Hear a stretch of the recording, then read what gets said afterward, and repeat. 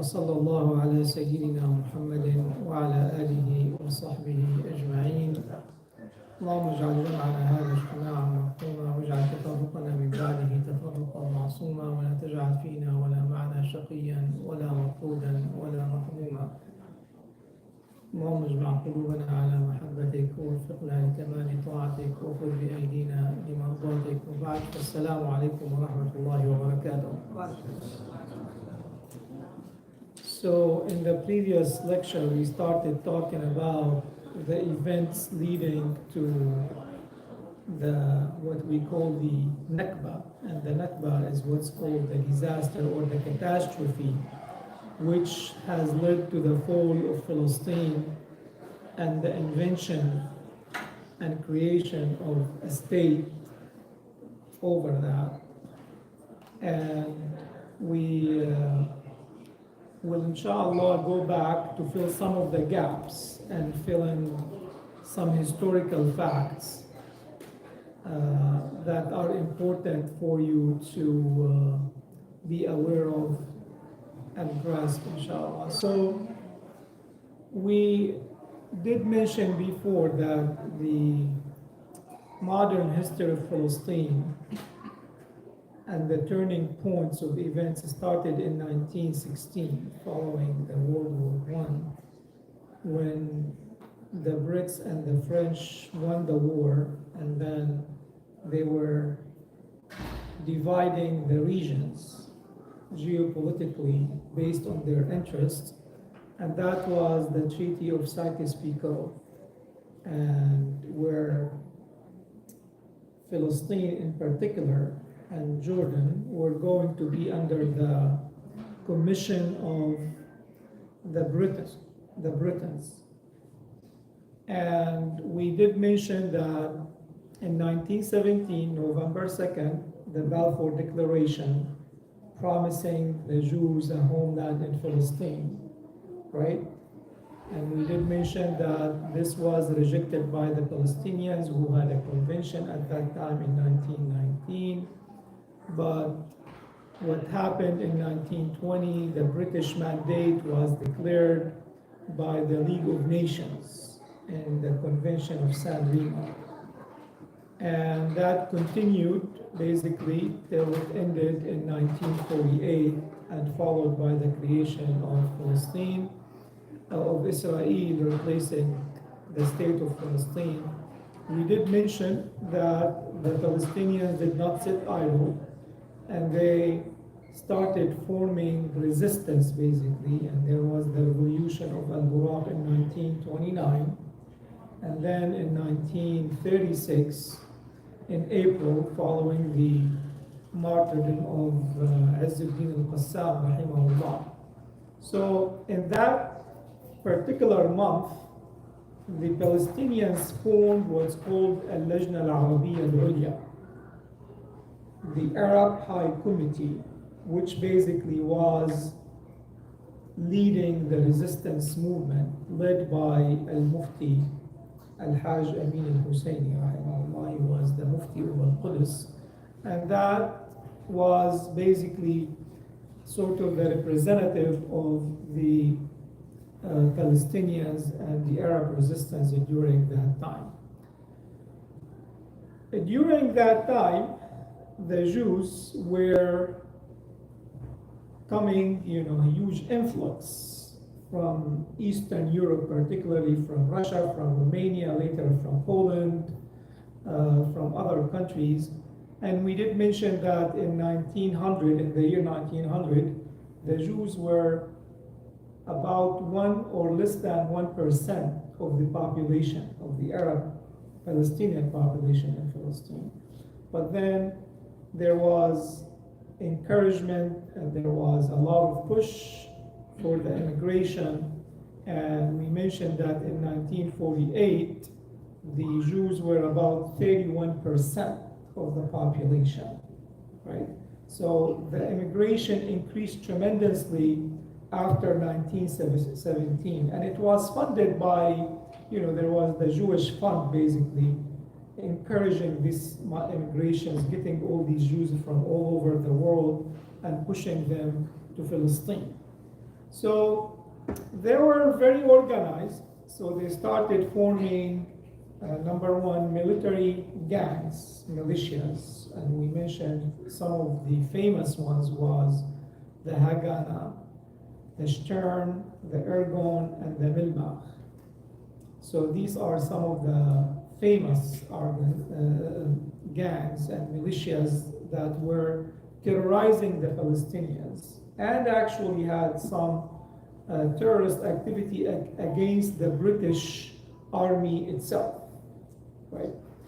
And starting with the year 1931, they started giving a lot of the Palestinian towns and cities and street Jewish names, actually, in order to convert it to a gradual conversion to a Jewish culture, basically. So see how early they were planning. They were ahead of the game, you know, they were given, and you can see that the three languages used in Palestine at that time, Arabic, English, and Hebrew. That was on the official document, so that started early on. Then there were a lot of fights, obviously, between the Jews, the Palestinians, and the Palestinians against the Britons. So the Palestinians had two fronts to fight on now, the English front and the Jewish front. And Palestine at that time, coming out from the Ottoman Empire, did not have an official army. So they were fighting organized Jewish militias with advanced weapons. And to give you an idea, so we mentioned in 1948, approximately 30%, 31% of the Palestinian population were Jews. So approximately 650,000 people. Do you know how many of them were organized military? Out of 650, approximately 120,000 people.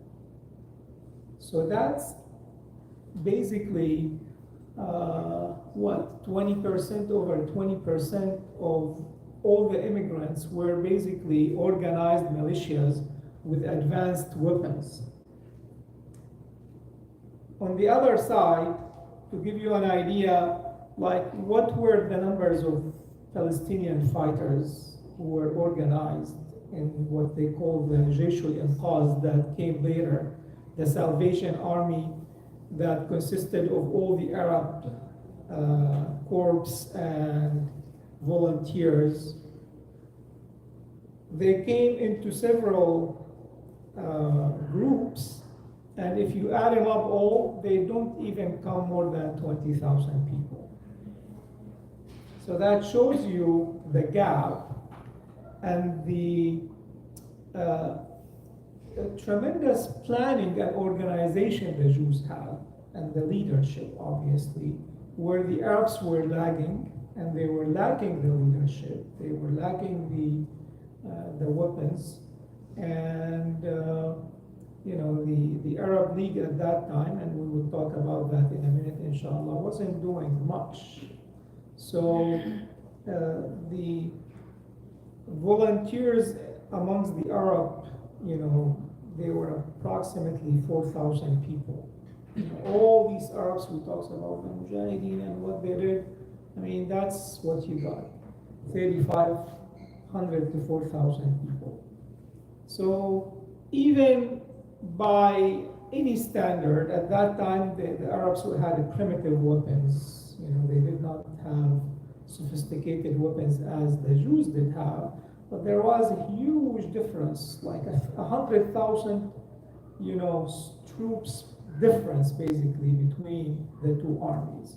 So I'm just again giving you an idea to see how orchestrated this was, and every European country, especially the United Kingdom at that time, was supporting them, providing them with weapons. So what happened at that time, the Britons would seize lands from the Arabs and hand it over to the Jews.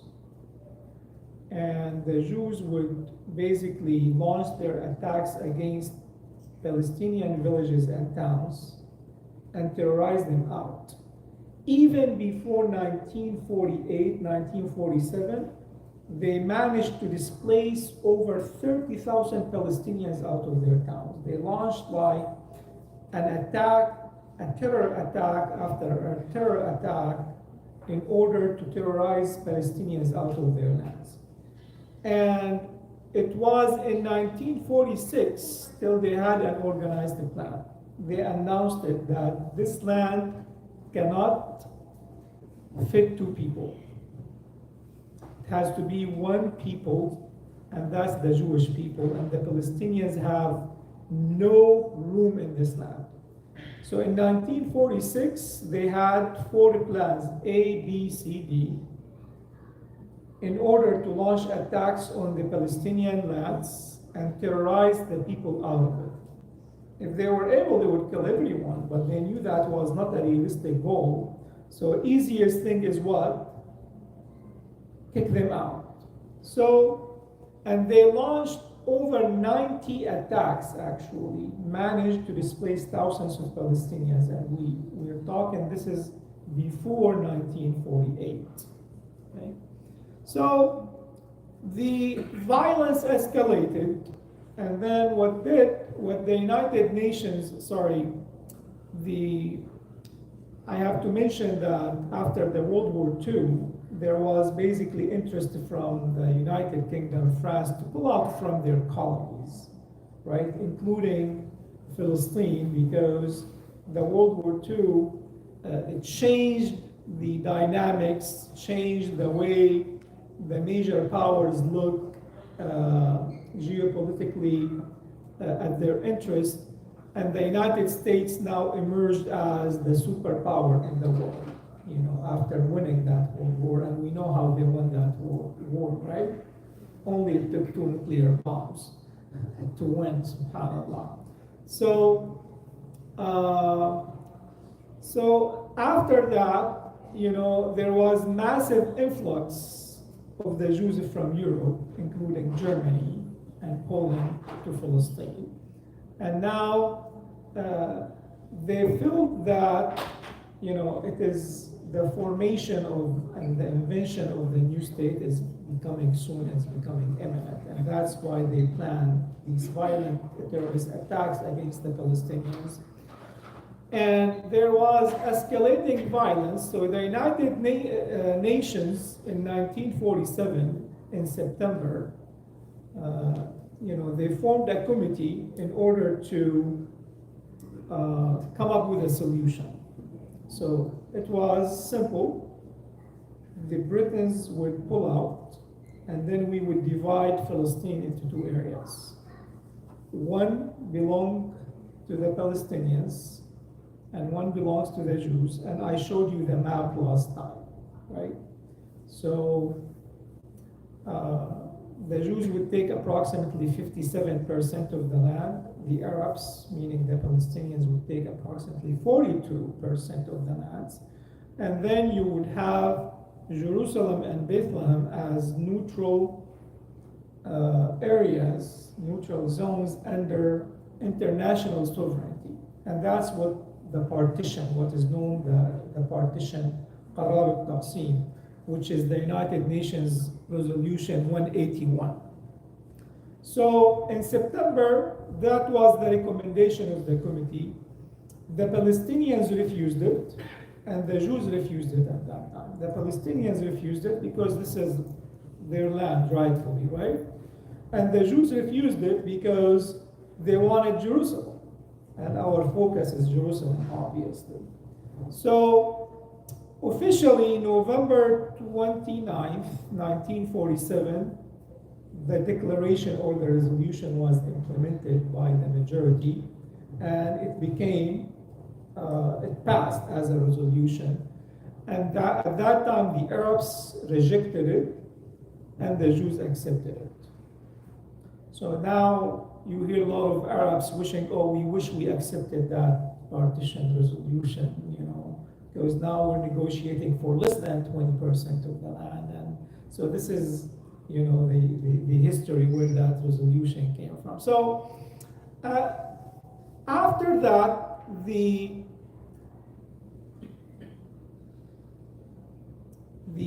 Arab leagues met and decided to form what's called the Salvation Army, Jaysh al-Inqadh, right? And majority of the soldiers were from Egypt. There are 10,000 people from Egypt, approximately 4,000 people from Jordan. And it is funny when you read history, they say they had 24 cannons with them. This is the whole army of Jordan, 25 or 26 cannons. And you had from Saudi Arabia, from Iraq, from Syria, obviously, and the local Palestinians. And then you had some Arab volunteers also. You had it from all over the Arab world. This whole Jaysh al-Inqadh, comes up to 20,000 people. And the Jamia al-Arabiya, the Arab League at that time, I think they issued, they wanted to equip and supply the army with 10,000 rifles. They were primitive rifles. And I think 1 million British pounds to fund that army. At any rate, we will talk about what happened with that Salvation Army in a second, inshallah. So the Jews escalated their violence and terrorism against the Palestinians by conducting their plans A, B, C, D. And, with A, they had certain targets, with B, with C, and D. And there is actually a table that shows you what they succeeded in and what they did not succeed in. What they failed in achieving and actually capturing and seizing Jerusalem, which is our focus basically. They had tried over and over and over and they failed. And that was because most of the resistance was concentrated in Jerusalem. And subhanAllah, Allah did not will that to happen at that time. But what they managed to do, and this is an event you need to remember, they had the massacre of Deir Yassin, Majzarat Deir Yassin. That was in April 9th, 1948. The Jewish historians and even their terrorists actually who wrote their memoirs, they said if it wasn't for this massacre, the state of Israel would not have happened. So this was a turning point in history of the conflict between the Jews and Palestinians. So there is a documentary called Born in Deir Yassin. It is by an Israeli producer actually, and it has English subtitles and Arabic subtitles. There are two versions of it, and talks about, documents this massacre. I recommend that everyone watches it actually, because it's very telling and revealing on the history, and it's shahida shahidun min ahliha. So it is, I forgot her name, it is a Jewish producer who dug in history and basically came up with all these documents and how it happened. So what happened, the two mafias basically, the Ergun and Stern, headed by, anyone knows who headed Ergun at that time? Menachem Begin, basically, who basically won Nobel Prize for Peace in 1979. He was a terrorist, basically. They raided that town, Deir Yassin, and they killed 252 civilians in 13 hours. They were unarmed civilians. They killed 52 children. 25 women were pregnant. They stabbed them in their tummies and killed them. And the rest of them, majority were elderly people. And then they destroyed and they burned their houses. So this was, and they wanted to magnify, amplify their terrorism in order to terrorize the rest of the Palestinians. And this echoed in the entire region. So all what it took, when the Palestinians would hear that the Jews are coming, they would flee. And this is why I mentioned before May 15th, 1948, which is the date that illegitimate state was born, 37,000 people were already displaced from their house, right? After a month, they repeated similar massacre in the town of Tantura. Same copy paste, they go there, and they had two words actually that was their doctrine: Tahurim and Hel Shamid. Tahurim means tahir, purify, meaning cleanse, ethnic cleansing, and Hel Shamid, destroy. After you kill, you destroy the properties, so no one can come back. And this is how they managed basically to have gradual ethnic cleansing and to erase like 300 villages. Now, if you go to the map of Palestine prior to 1948 and compare it to now, 300 villages do not exist. How did that happen? Cleanse and destroy. That was their doctrine. This is what every soldier had to remember: kill and destroy. And this is what we see now. Subhanallah. I mean, kill and destroy. That did not change. So the same doctrine, the same ideology is still followed sincerely by the same army, which is, remember these militias that I told you, the famous four? After the formation of the state in 1948, mid-May, May 15th, after 12 days actually, what did they convert to? IDF. So the nucleus of the IDF, these terrorist organizations, and some of them were listed, by the way, on the State Department as terrorist organizations till our current time, because they were attacking the Britons. So this is how the IDF started, and this is what they did in order to terrorize the Palestinians. So, and I remember our parents would tell us, and our elders would tell us, like, every village would be basically just watching what's going to happen. If they tell him that the Jews have arrived to next village, then they would flee as soon as they can. In our town, for example, they were waiting for the main city of Safed to fall. And they heard the news that Safed has fallen, then they knew that it wasn't going to work for them, and they tried to flee as early as possible. So that is something now we need to talk about, which is it's a sore topic, painful topic, and but we have to talk about it. So what happened to the Salvation Army? So the Salvation Army was consistent of, as we mentioned, different corps from different nations.